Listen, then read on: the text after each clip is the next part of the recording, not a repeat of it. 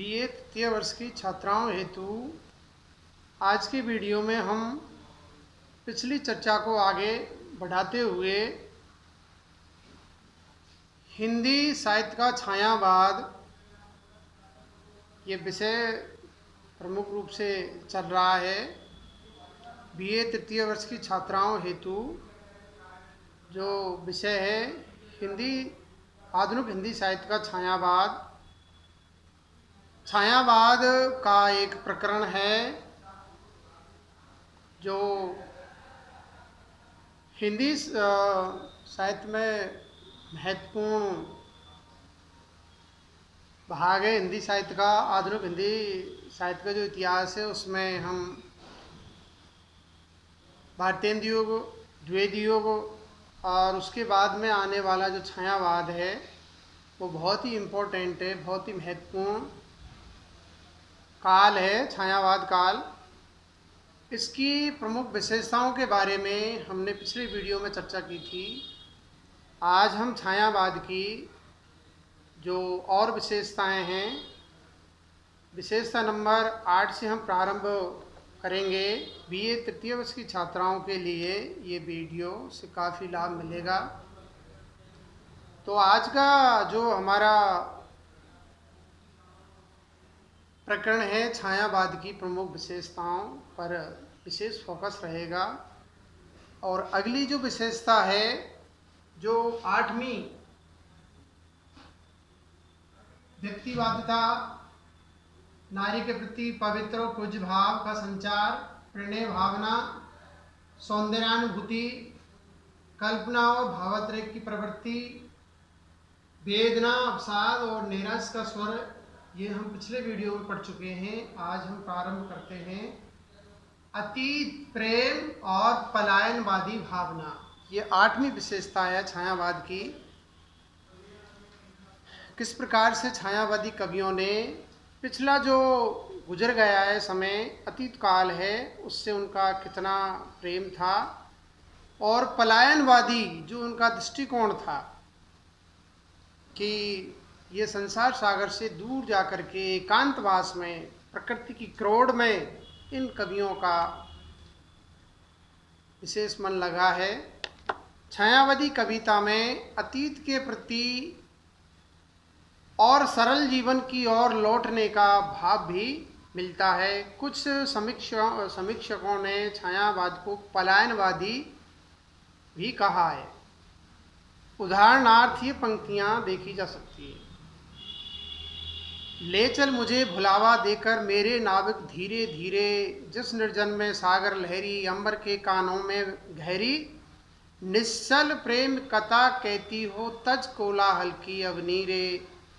फिर भी उनमें जीवन सत्य की बोधक और निम्नांकित पंक्तियां भी मिलती है। उक्त पलायनवादी प्रवृत्ति के अलावा उनके जीवन में सत्य बोधक की छवि भी देखने को मिलती है। तप नहीं केवल जीवन सत्य करना, ये क्षणिक छीन अवसाद, तरल आकांक्षा से है भरा, सो रहा आशा का आह्लाद। अगली विशेषता है राष्ट्र की भावना। छायावादी कवियों में राष्ट्र की भावना भी हमें देखने को मिलती है। राष्ट्र की भावना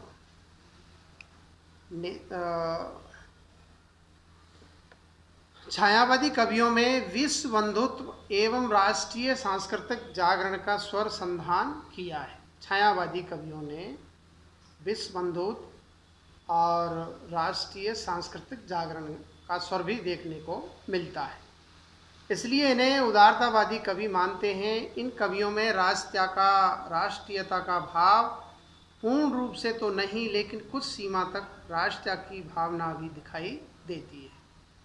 उदाहरणार्थ निम्नांकित पंक्तियां देख सकते हैं। अरुण ये मधुमेह देश हमारा, जहां पहुंच अनजान क्षितिज को मिलता एक सहारा। औरों को हंसते देख मनु, हंसो और सुख पाओ, अपने सुख को विस्तृत कर लो, सबको सुखी बनाओ। तो कहने का तात्पर्य कामायनी की ये पंक्तियाँ हैं। जब मनु विचलित हो जाते हैं, भयभीत हो जाते हैं, तो श्रद्धा उनको ढांढस बनाती है कि औरों को हंसते देख मनु खुद हंसो और सुख पाओ, अपने सुख को विस्तृत कर लो, सबको सुखी बनाओ, सभी पूरा संसार सुखी रहे, सुखमय रहे, शांति से रहे। तो ये इनकी विश्व बंधुता की भावना और राजता की भावना है। अब अगली अंतिम जो विशेषता है वो है शिल्पगत विशेषता है। शिल्पगत, शिल्प के क्षेत्र में इस कविता में हमें प्रगीतात्मकता, कोमल कांत पदावली, चित्र भाषा का प्रयोग, लाक्षणिकता, प्रतीकात्मकता, आलंकारिकता और छंद योजना इनकी विशेष दृष्टिगोचर होती है। आदि को विशेष महत्व प्राप्त है। 2-4 उदाहरण देखे जा सकते हैं। जैसे मानवीकरण, बीती विभारी जागरी, अंबर पनघट में डुबो रही, तारा घट उषा नागरी। ध्वन्यात्मकता, रजत घंटियां बजती छन छन, स्वर्णम पायल झंकृत झनझन। लाक्षणिकता, तुम्हारी आंखों का बचपन खेलता जब अल्लड़ खेल। मूर्त के लिए अमूर्त का उपमान, बिखरी अलखें ज्यों तर्क जाल। अमूर्त के लिए मूर्त उपमान, कीर्ति किरण सी नाच रही है। विशेषण विपर्य, तुम्हारी आंखों का बचपन खेलता जब अल्लड़ खेल। विरोधाभास, मधुर मधुर मेरे दीपक जल, ससुर ससुर मेरे दीपक जल। रूपाकत्योक्ति अलंकार, बांधा था विधु को किसने इन काली जंजीरों से। कोमल कांत पदावली, मृदु मंद मंद मंथर मंथर। लघु तरणी हसनी सी सुंदर, तर रही खोल पालों के पर। अब अगला जो हमारा छायावाद का अंतिम पड़ाव की ओर हम अग्रसर हैं, उपसंहार, यानी निष्कर्ष रूप में हम पहुंच चुके हैं। कहते हैं कि अब छायावाद का पतन हो गया। बड़े बड़े आलोचकों ने इसकी घोषणा गंभीर पुस्तकें लिखकर की है। प्रसाद की मृत्यु के पश्चात ऐसा कोई दृढ़ व्यक्ति छायावाद के पास नहीं रह गया जो उसके नेतृत्व को संभाल सकता। निराला विदा हो गए। पंत ने भी धर्म परिवर्तन या कहिए बात परिवर्तन कर लिया। महादेवी जैसी अबला सिवाय करुण गीतियाँ लिखने के और करी क्या सकती थी। वे भी औरों के स्वरों में स्वर मिलाकर कहने लगी, छायावाद ने कोई रूढ़िगत अध्यात्म या वर्गगत सिद्धांतों का संशय न देकर हमें केवल समष्टिगत चेतना और सूक्ष्म सौंदर्य सत्ता की ओर जागरूक कर दिया था। इसी से उसे यथार्थ रूप में ग्रहण करना हमारे लिए कठिन हो गया। ये छायावादी कवयित्री भदेव वर्मा का कथन है। दूसरी ओर मृत्यु से पूर्व पंत जी की मान्यता थी कि छायावाद इसलिए अधिक नहीं रहा कि उसके पास भविष्य के लिए उपयोगी नवीन आदर्शों का प्रकाश, नवीन भावना का सौंदर्य बोध, मानवतावाद एवं कलावाद और नवीन विचारों का रस नहीं था।